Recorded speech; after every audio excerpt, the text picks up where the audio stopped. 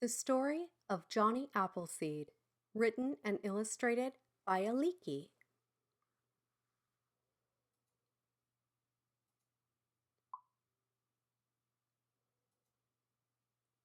Many years ago, when America was a new country, there lived a brave and gentle man named John Chapman.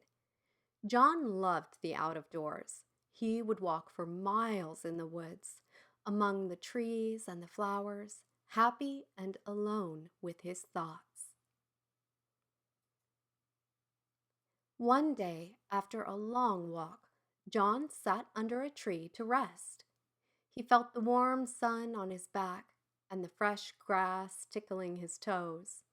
John took an apple from his sack and ate it. And when he had finished, he looked in his hand at what was left, just a few brown seeds. And John thought, if one gathered seeds and planted them, our land would soon be filled with apple trees. John Chapman lived on the frontier in Massachusetts, where the country had been settled. But every day, pioneers were leaving to travel west, where there were no homes or villages, and where the only roads were Indian trails. In their covered wagons, the pioneers made the long and dangerous journey through the wilderness. They wanted to build new lives for themselves in a new part of the country. John Chapman went too, but he did not travel in a covered wagon. He walked in his bare feet. He carried no weapons, as men did in those days, to protect themselves from wild animals and danger. He carried only a large sack on his back filled with apple seeds and his cooking pan on his head. As he walked, John planted seeds. He gave a small bagful to everyone he saw. Soon, everyone who knew him called him Johnny Appleseed. Sometimes Johnny stopped for many weeks, helping the pioneers. They cleared the land, they built homes, they planted rows and rows of apple trees. When they were finished, Johnny walked on to help others, but he always came back to see his friends. Everyone loved Johnny Appleseed, especially the children. When Johnny rested from his planting, the children sat around him, listening to all his adventures. Johnny Appleseed walked alone. He slept out of doors, in the woods, or by the river. He met wolves and foxes, birds and deer. They were all his friends. One day, as Johnny was eating lunch, he heard a noise, and three little bear cubs ran from behind a tree. When the mother bear came and saw them playing together, she sat and watched. She knew Johnny Appleseed would not harm her young. Johnny met many Indians on the way.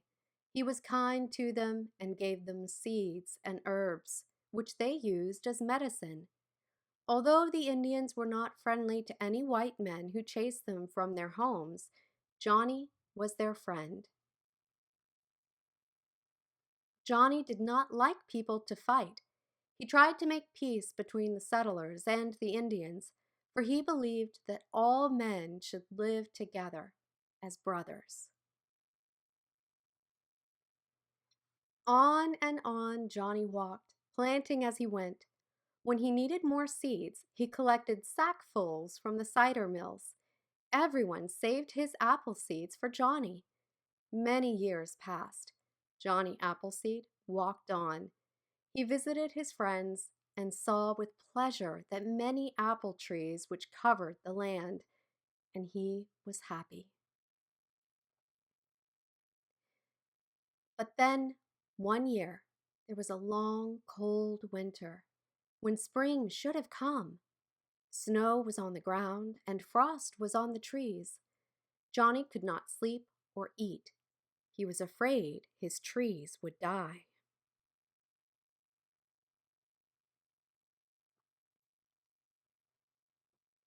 As he was walking among the trees one day, Johnny Appleseed fell to the ground.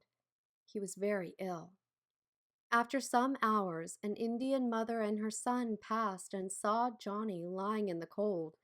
Quickly, the boy ran for help. Johnny was carried to their village, not far away. For many days, he lay ill with fever. The Indians gave him medicine and nursed him. And one day, Johnny Appleseed opened his eyes. He smiled at his Indian friends. He knew they had saved his life.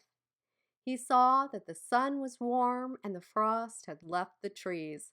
Spring had come at last, and Johnny was well again.